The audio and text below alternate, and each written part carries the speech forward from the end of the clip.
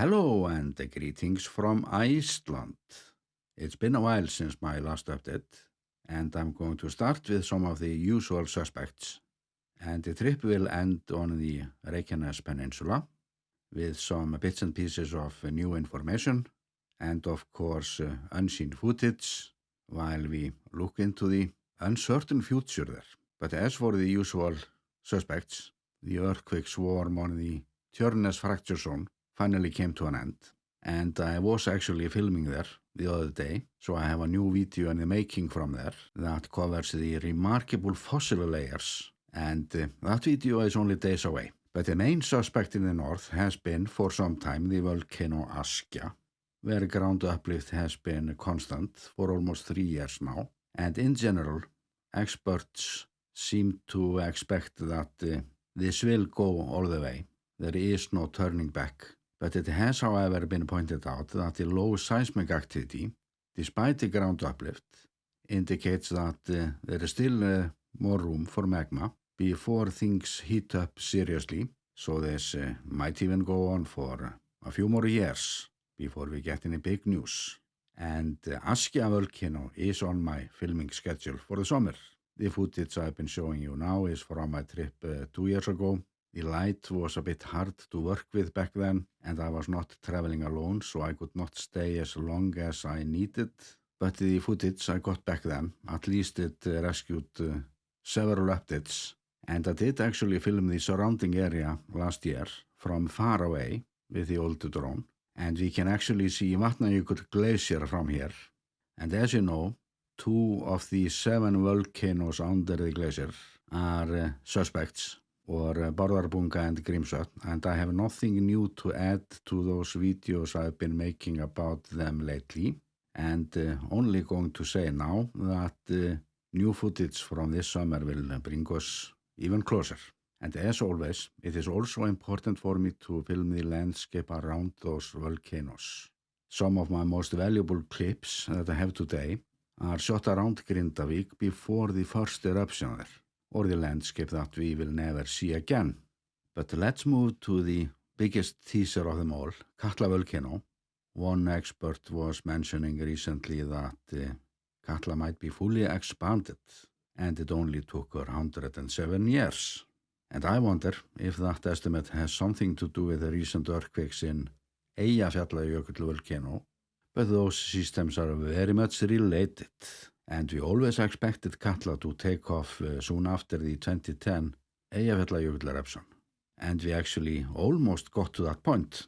There might have been a minor eruption under the glacier, resulting in a flood that closed the highway for a while.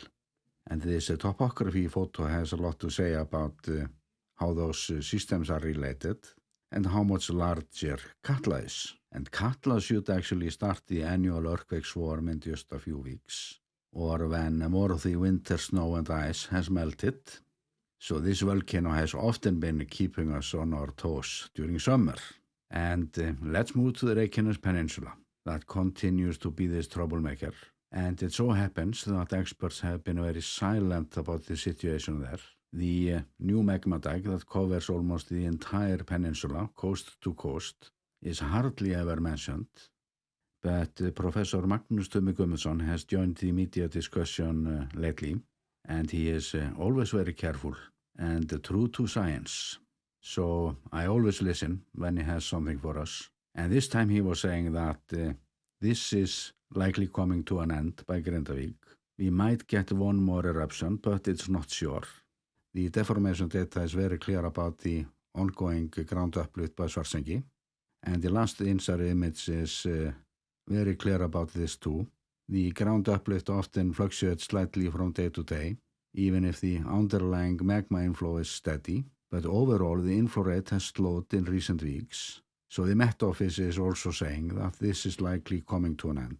And that is actually nothing new, since Professor Þorvaldur Þórðarson and his colleague noticed this trend almost a year ago, and they expected this to come to an end like 6 months ago, but the magma inflow increased again, so eruption number 11 became a reality on April 1st, although it didn't look so for a while.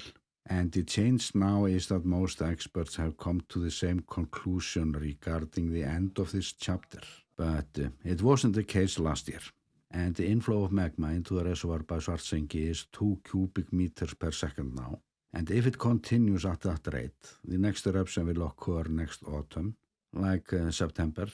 So it's nothing new there, but Professor Magnus says that based on history, it's unlikely that a new eruption will start elsewhere on the Reykjanes Peninsula after this chapter ends.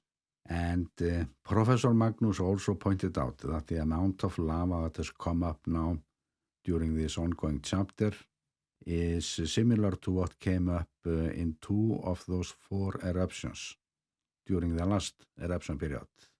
And history through lava layers is actually the best evidence we have to learn from the past. So his conclusion is logical and professional.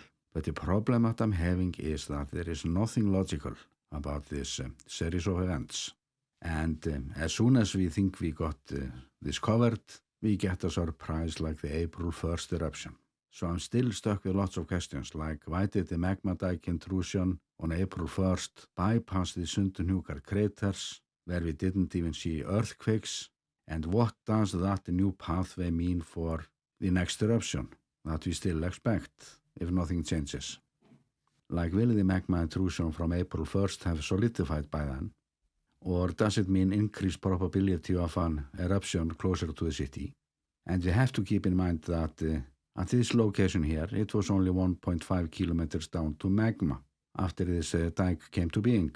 But I'm of course more worried about Grindavík, like could the next eruption come up close to the town? So I feel a bit helpless as for how little we still know after all, and how unpredictable this is. And I also worry about the fact that scientists are reluctant to talk about the big picture. And it wasn't like that. We were taught from early on that this period, when the Reykjanes Peninsula would wake up, would go on for 200 years. Not continuously though, but now Professor Magnus is saying that after this chapter, we might have to wait for perhaps 150 years for the next event. And that is very, very careful, because his colleague, the research professor Ármann Höskuldsson, stated the other day that the Krýsuvík system has already woken up, and it's just a matter of time before the magma starts to flow. And there is nothing normal about the earthquakes there by Lake Klefavatn. And if it wasn't for those events by Grindavík, I'm sure there would have been more discussion about what is going on there, so close to the city. And I have mentioned this before, it's just hard to get comprehensive information packages about this.